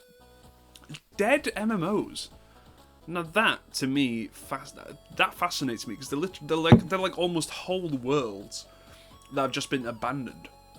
Yeah. And there's nothing there anymore. And I love looking into that. Now I'm gonna flex again because when you said that, I wondered one time about how what the legality behind bringing dead MMOs back, but as private servers was. And then there was a court case. I don't remember what game it was or when or where I read about this, so take this with a grain of salt.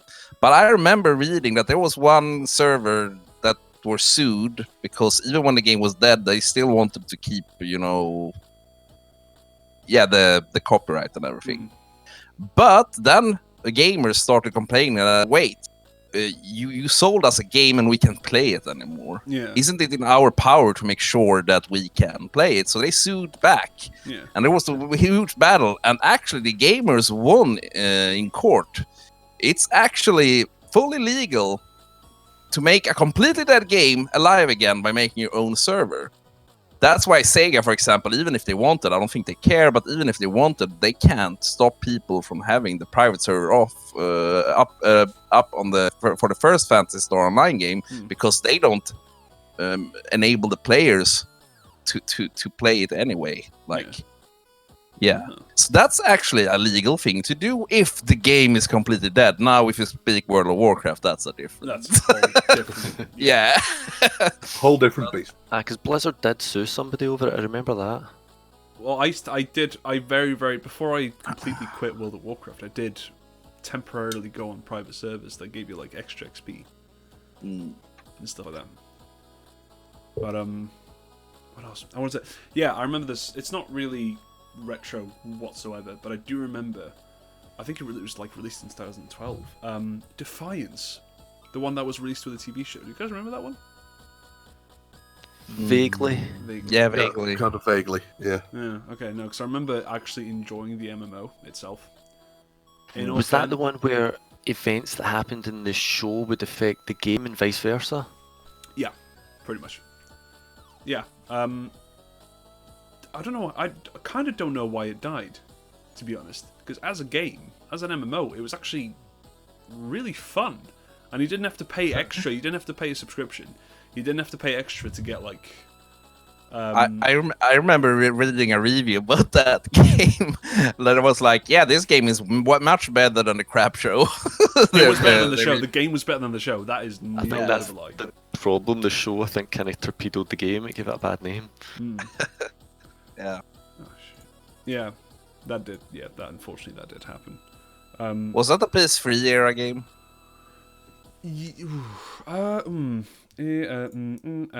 Probably. Hold on. Yeah, I don't think remember. so. I think it came out in 2012. Yeah. Defiance game. Also, as a parenthesis, I know where your knowledge is great in my Mark. That's the PC part of things, because I was never a PC gamer until late. All right. Later. Okay. 2013. Sorry, it was 2013. Anyway, You're on Wikipedia then? Yeah. yeah. I actually, it was a gift from my ex. Actually, I remember that. Okay. Yeah. Well, when we were a thing, but yeah. Old MMOs. Do any of you remember Ultima Online? I know about Ultima Online. That's got to be one of the first ones. Yeah. And that was very unforgiving. Like, as soon as you stepped outside a PvP zone, you were murdered. The main city was called Britannia, and there was really only 2 ways out of it. And all the PvP players would just sit. It was across a bridge, and all the PvP players would just sit at the far end. So you would actually, if you wanted to go anywhere, you would have to stash all your stuff and just run out naked, and then they wouldn't kill you because you had nothing on you until you got to the other end, and you could get to one of your houses. And even your houses, you could leave them sitting in the middle of nowhere, and somebody would just ambush you as soon as you said it was hard. It was super unforgiving. But that, I mean, you're talking dial-up era for that one, and Yeah. we ended up finding, me and a group of friends found an ISP who were running their own server, and had a couple of gamers who obviously worked in-house and had set it all up and did a custom version of the client that was all patched and stuff. It was brilliant. It was absolutely brilliant. I think you can still go back and play that now because the servers are still up. Although it's not nice to play now. But Yeah. I mean, when we talk MMO, oh wait, do you want to say something, Shammers? I was just sort of going through. I've just sort of just like MMOs. All the ones that I've played and sort of stopped playing are still going. Like I used to play a bit of WoW. I've played a bit of Lord of the Rings Online. I've played a bit of Elder Scrolls Online. I've played a bit of Star Trek Online. All kind of still going MMOs. And I was kind of just sort of dead MMOs are a bit of a black spot in knowledge when it comes to gaming. I'm just looking through a list of like dead MMOs, and there are some that you'd kind of think, well, that one was a thing, and that one, like for example, there's a dead MMO that died in November 2017. Sort of given the size of the IP, you'd think would be hella popular. It's called Marvel Heroes, and you'd think that would be like a super popular MMO. Yeah, but that's not a retro game either. No, it's not a retro game either. No, but yeah, it died like a couple of years ago or something. Then the problem is Warcraft is just a steamroller in that genre. Yeah, that's why nobody else can survive, to be honest. It's like unless you're a free-to-play game. It's this whole thing with the FPS genre. When back in like 2011 and stuff, there was always that title in the magazines. Like, is this the next Call of Duty killer? And it's like, no, there's no such thing as a Call of Duty killer because you can't kill it. It's the same with MMOs and World of Warcraft. You can't kill World of Warcraft. You can't compete with World of Warcraft. That's why Guild Wars 2 is having such a hard time. But I have some experience with retro games that are dead now. I played a game, my first MMORPG. Okay, I'm not counting Fantasy Online as an MMO because it's more of an instant-based Diablo-style game. in its basics. So, because MMO for me is when everyone's in the same world at the same time, or at least in one big area at the same time. Like you can have 100 people in one spot if you want to. That's an MMO for me, just to clear that out. Yeah. So, my first MMO that I really played and actually grew to like a lot is City of Heroes. If anybody has heard about that. Yeah. It was an old game with a grand vision that you could be a superhero. Like the idea was great. You could be a superhero. You can make your own character. It had such good hero making capabilities and stuff. And it really actually blew up when it was released. But then it couldn't hold its player base and died. Not even free to play could help that game, unfortunately. Which game is this again? City of Heroes. Oh, City of Heroes. So I don't know why I like it's like it blanked out for a second for no reason. I thought you were talking about DC Universe Online. No, that's still alive. DC Universe Online is like the thing that picked up after City of Heroes. Yeah. But City of Heroes and City of Villains, its expansion was like alive for a few years at least. So, but then it died. Free to play couldn't help it because then we had other games that. Champions Online came along after that. That's still alive, though. I played that as well. But one would think that that such games, because that's actually a game that tried to do something new with the concept of an MMO because it was a superhero-based game. Like that could have maybe taken a few players from World of Warcraft, but I mean you can't kill it. But yeah, that's like the oldest, the memory I have of a dead MMO that I played. But I've never been an MMO player either. I'm more of a single player guy. I did play a wee bit of City Heroes. I remember that. We played a bunch of Guild Wars. Guild Wars I played as well, but that's also still alive, even the first game, right? Yeah, I logged into it the other day. I streamed it a wee while back as well. I think there was me and one other person in the main city. Nice. But even just, I'm on the wiki page for MMOs, and there was one that I'd remembered seeing called Wildstar, and I remember thinking at the time, oh, that looks really good, I wonder how it'll do. So I clicked through the page, and it was launched in 2014 and died in 2017. Like 3-year life cycle, that's nothing. You think the amount of money that must have been spent in that, and it just... And it looked really Wildstar looked really good as well, but it just couldn't keep the player base as. I mean, to be honest, one of the reasons Blizzard can keep their player base on World of Warcraft, which I guess still could be counted as a retro game since it started out back in the day, is because Blizzard already built a good reputation with Diablos and Starcrafts and stuff. So they already had a big audience, an audience that would die for them. And now, sure, I'd bet that audience isn't playing World of Warcraft much anymore, or they are starting to come back to them again. I don't know, but World of Warcraft, they had such a big player base, so even when people started dropping off, there were still enough people there still playing it, so that when new people gets in there and tries it for the first time, it's a lot of life in the world still, because. When you play World of Warcraft by yourself, or going back to trying my own private server, I didn't do that, Blizzard, please don't sue me. Then it's a very barren world compared to when people are running around it. So I think that's one of the reasons World of Warcraft could keep it's because they had a big player base from the beginning. Like people who loved Warcraft enough. And Warcraft 3 was a huge game for Blizzard. It didn't flop by any means, stretch of the means. And they had the Diablo players who also played War. I mean, most players who played Blizzard games played all of Blizzard's games. Even I did that. I mean, those Blizzard's games were the one games I played on PC. Like I played StarCraft. I played those were my LAN games when I went to LAN parties with my boys back in the day. So I think that's it, and I probably can't say anything more.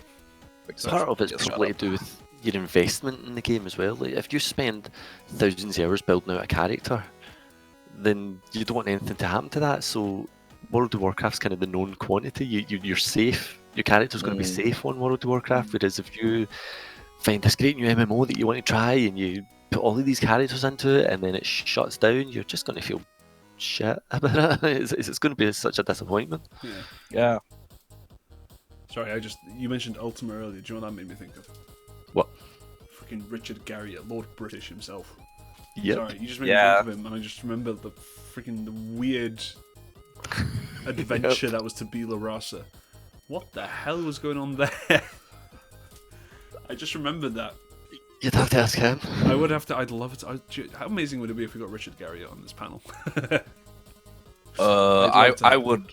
I mean, I didn't play Ultima. I still know who the guy is, and I would be fangirling. So come on. Like, who else? Who else? We need to get like the craziest, weirdest developers. So we've got Lord British, Stephen Molyneux. No, what's it called? Molyneux?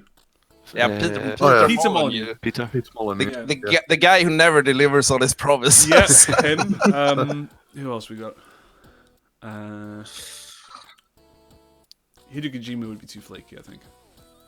Amazing, but flaky. Who else we got? It's also too big. I think you couldn't get him. No, I mean, absolutely not. No. Unless we grow this panel to abnormal proportions, maybe. Yeah, the community would be about the size of, I don't know, Yugoslavia or something. Gabe Newell. Gabe Newell, oh my god. Oh, that would be interesting. Hey, so Gabe, about Half-Life 3. No, I don't want to talk about that. No. This conversation's over. Gabe, man. Oh. Yeah, I wonder why he never has that interviews anymore. Like, yeah. Half-Life 3, the dream that will never be. What a shame.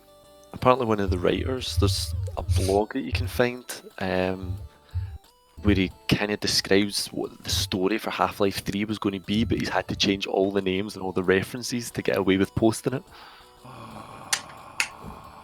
gonna have to find that. Yeah, I'll see if I can find the link again. I'm gonna look for that. That's a shame. That is a shame. Yeah, but actually, he just froze. I think he just died. Oh no. What a face to freeze on. I really wanted to. Oh no! Wait! He's come back. He's come back. oh, I'm back. Oh, there we go. Oh. Yeah, there we go. That froze at a really unfortunate place. Oh, okay, God but damn it. I look like I'm having a good time, ain't okay, but now it works, right? Yeah. Yeah. I wanted to ask when we spoke about this, like MMOs, like World of Warcraft. Is World of Warcraft a retro game since it started back in the day, or is it not? Since it has evolved a bit since. Such a good question. So, in fairness, they have brought out WoW Classic as part of the WoW subscription. Yeah. So Yes, if so- it was a retro game, it'd be called WoW Retro. You see. Master model. So they could, you might be able to class WoW Classic as Yeah. a retro game because it is essentially original World of Warcraft. That is true. It's got the, I think it's got the prestige because it's been around for so long that it's definitely in like the class, the classic. It could definitely be put into the classic category. Whether sort of the current mainstream WoW could be put into retro, I think is a topic for debate. I think WoW Classic could be. But the current mainstream WoW, it's definitely a classic, but it's debatable whether it could be classed. 2004. Yeah. Would 2004 be classic? You'd say? I'd say it's a classic. It's old enough to get married and have babies, so. Don't ever say that again. That's disturbing. Jeez. So I'm just looking at the link that you just sent now. The Half-Life 3 one, yeah, bookmark it. This is going to make me cry before I go down to sleep. Dear God. Right. Do it on stream then, I want to see you cry. No. No, do you know what? Actually, to get me to cry on stream, you'd have to get me to watch. I've got a list of movies that can make me cry. So, I got to watch one of them on stream. Worship Cult Down. movie night. Is the Lion King one of those? Surprisingly, no. Oh, really? I Yeah. cried like a baby when I saw that the first time. I was like, Long live the king. No, Toy Story 3 gets me. Toy Story 3? Yeah, when Andy gives away the toys to the little girl. Oh yeah, that's true. I forgot Have you about. ever seen the thing I have with that scene is not in my memory for a reason. Yeah. It's the thing, I still have my Woody from when I was a kid. I still have the same Woody and the same Buzz from when I was a little kid. I've never given them away. I have such an attachment. Anyway, what was I going to say? I was going to say something. You know, close to the end where the aliens saved them with a claw, so they're just going down in towards the incinerator. Yeah. There was a guy who cut the movie there and put the credits up. I've seen Fade to that. black, put the credits up, and then he showed it to his mom, and I've she was seen crying, that. and then she said, "This is the worst movie ever." I've seen that. It's a great place to cut. It's What a perfect. horrible person. What was I about to talk about? Oh yeah, right, yeah. So we've got about a quarter of an hour left before the ending of the panel, because this is going well, and I feel like 2 hours is a good limit to reach when it Fair comes to timing. Again, I just love talking about like the evolution and development of genres and stuff. So going from retro and classics to the modern day, how many things have just managed to happen in time in between, you know? Yeah. And then obviously, Oh yeah. Sorry. Continue. oh no, I was just about to go into what we were going to talk about. I want to know what you want to say first. Please go ahead. No, I just wanted to say that that's why I know so much about games through the history, because I'm so fascinated with how it has evolved and how it's still evolving. But Yeah. Well, I'm going to jump in there. If you like that, look up a game that's on Steam called Evoland. Right? Yes, I have that. Yeah, I played it. It's brilliant. It starts out as a kind of Game Boy looking game, and the only control you have is move right, and then when you move right, it unlocks the control for move left, and then as you play through the game, it goes from being like Game Boy to kind of NES era to SNES, things like that. It just gets more and more modern as you play through it. It's a beautiful little take on the evolution of game systems. To be honest, reboot, Yeah. I think you'd enjoy that reboot actually. If you haven't. yeah, I always wanted to play Evoland 1 and 2. So if anyone wants me to stream that, you can gift it to me if you want to. Okay. No, I wasn't expecting that turn, in fairness. I was expecting, so let me know in the comments. But no, it's oh, if you want me to play that, gift it to You got me. to play it. Well, I Gift it to me need the game. now. I need the games before I can play it. So. That's This is fair. an important question for everyone. This is probably I think this is actually the first solid question that we've had from someone for the whole stream. Dakissa, how is everybody today? I guess It's a good question. Oh. How is everybody today? Yeah, I'm great. Good. I'm also great. Good. Doing well. Well, Yeah, I'm alright. Anyway, so how is the kissing? All right. great. Well, all right. yeah, what was it? Freaking FPS games. I like FPS games. Personally. That's what I like to think about.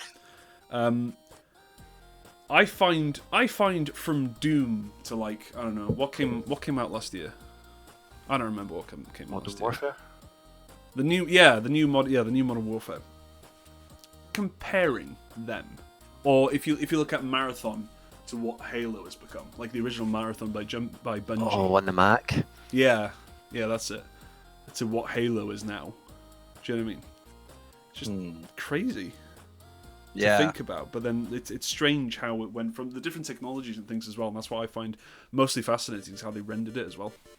And then I don't know about you guys, but I find it good how. Sorry, I've got a sentence in my head. I just don't know how to form it. Yeah, Kind of a question. that's why I like to find old game prototypes and stuff, like to see what could have become. I mean, how would the landscape of modern games change if some of the games we know and love today were different? For example, I have played plenty of Sonic 3 prototypes that have been unfinished and had some assets in them that weren't used in the end game and stuff like that. I love those kinds of things because it can tell us how the developers were thinking and like how much in a game needs to change. Like if Halo was released instead, you know. Halo was what? If Halo were released from Mac instead, for example. Well, it used to be a third person.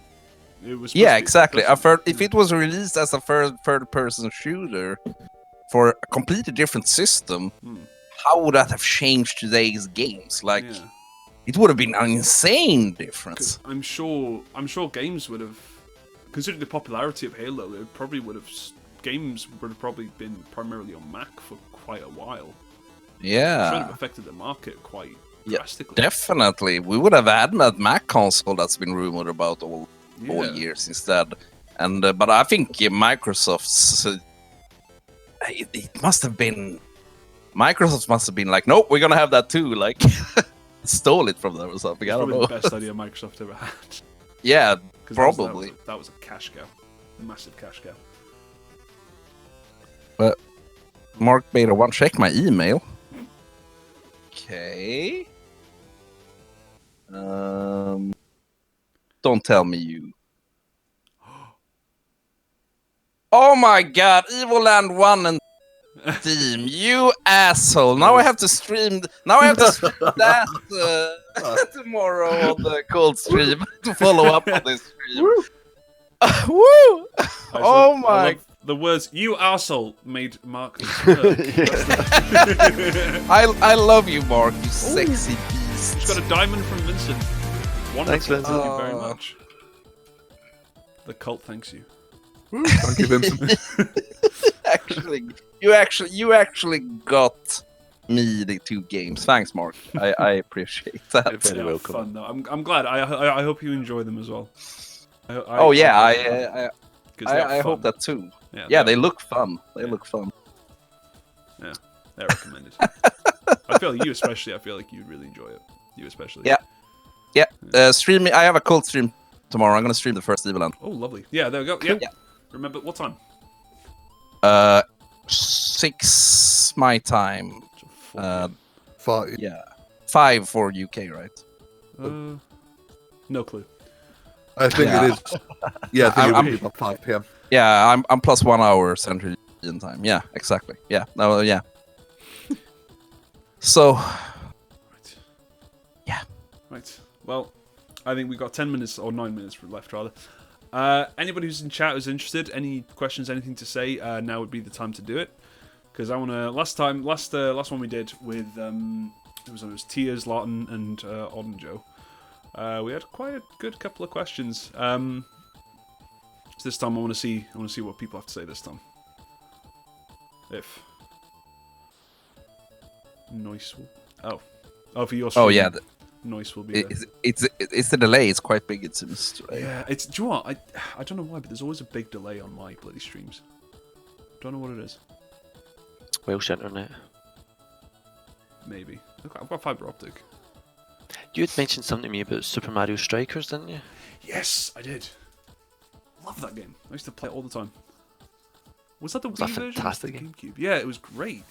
It was the one I've been streaming is the GameCube version. Yeah. I tried the Wii one, I didn't like it as much. The one in the Wii's named something different. Yeah. But I've streamed it twice. It's a fabulous Wii game. I love it. Fair enough, Vincent. We've covered enough, apparently. We have been okay. quite. Oh, you guys have been quite comprehensive. So I've just sat here looking at most of it. Yeah. Well. Yeah. So we can ask. We could ask Shammers. Like, anything you want to add Yeah. to If the any whole question- retro? Particularly, as I said, I think it's sort of been quite comprehensive with Yeah. everything at the moment. I think we've covered. Yeah, we've covered a hell of a lot. In fairness. Yeah. Well, no, Yeah, I mean, I can talk retro games for a whole night. If anyone wanna and do that sometime, just call me on the Discord or you something. could do a whole and I will- you could do like a chatting stream, couldn't you? Ooh, actually, Yeah. here's a question we might be able to finish on. Hmm. What game, Hmm. right? What retro games that haven't had remastered would you like to see remastered? Oh.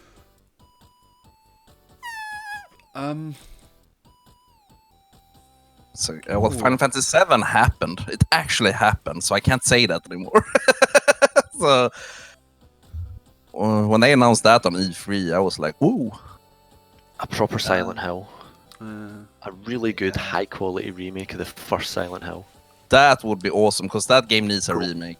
Yeah, I was looking at comparing it to Resident Evil 2, see if it looked like that. Oh, it would be amazing. Yeah. Tomorrow Never Dies, the PlayStation 1 game. Not bad. Odd choice, but I loved it, and I want like a remaster. How about the N64 GoldenEye? They've kind of done that already, haven't they? Did they? Well, I they don't did know. it. They did it for the Wii, but they changed the actors to the new Bond and everything. Yeah, I don't like Daniel Craig. No. What Yeah, about and Landstalker, I want to see a full-fledged remake of with new graphics and stuff because I love that game, but I think it could have a good new life on the. It's basically for you guys who didn't see my Landstalker stream. It was it's basically Sega's answer to Zelda, and it's much better than Zelda. Hey. Well, see, there's one in the Master System as well called Golden Axe Warrior, which was basically the Golden Axe world ripping off Zelda from the NES. Oh, I never played that. I never played. Oh, that's a great wee one as well. Have we played that? Oh. I've got a question, and it's bothered me for years because I never had a proper answer. Sorry. GoldenEye's got a solid source port for PC. Oh, interesting. Sorry. Yeah, Vincent just said something interesting. GoldenEye's got a solid source port for PC, the multiplayer. Someone's making a single player version in Unreal. That sounds awesome. I'm going to look into that. Yeah. Yeah. Okay. So there was like I think it was a Mega Drive or a Master System game. It was an RPG, and on the front cover there was like a bunch of characters, and one of the characters was like a blonde bearded dwarf or something. Very distinctly looked like Ben Stiller. Does anyone else have a memory of this? What? I'm not kidding. And he was wearing like a golden, like a brass horned like a fake Viking helmet and like a green tunic with an axe. Was it definitely an RPG? Because that sounds a bit like the dwarf off Golden Axe. Yeah. Oh, I only remember Golden Axe with a dwarf. Golden Axe. I don't remember. It doesn't know. But that's a beat 'em up game. So I mean. It could have been a beat 'em up. I don't remember, but I just remember. Let's have a look at. Oh. Nah, the Golden Axe dwarf doesn't have the looks familiar. dwarf on the cover. I mean, I streamed Golden Axe at one point. I finished both 1 and 2 on. What console is that for? Cool. It was either Master System or Mega Drive. I don't remember. Well, if it's Mega Drive, it must have been Golden Axe. It was one of the Sega Shining consoles. Force, maybe? Was Shining Force RPG in the Mega Drive? Shining Force could have been Shining Force, I guess. Because I've managed to find a cover for Golden. He's the dwarf. He's in a green tunic, but he's not blonde. He's got white hair. I'll post it in the the call chat and see if that any of the picture. Sorry, I know that's a really I know that was a very, very weird question, but it's been bothering me for years. It's been bothering me for so long.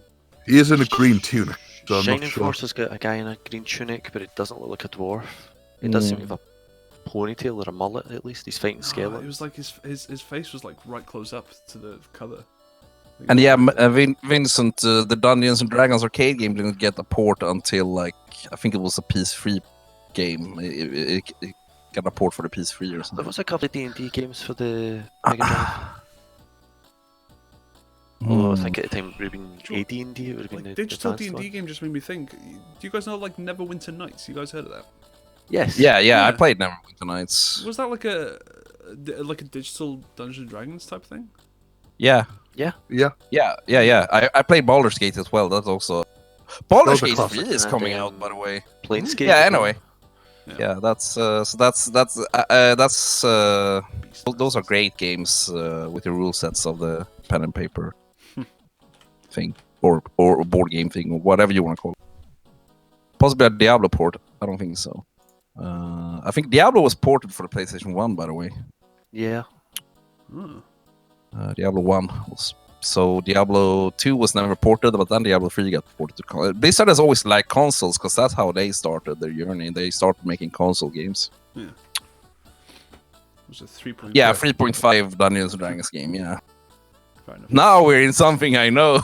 Well, that's the thing, Joe. That might be a future panel when I get a bit more time to look into it, because all the tabletop game. games I've ever done have been All the pen and paper tabletop stuff have all been homebrew stuff, never been official, like books, like, I don't know, 4th edition, 5th edition, 3rd edition, whatever. It's never been anything like that.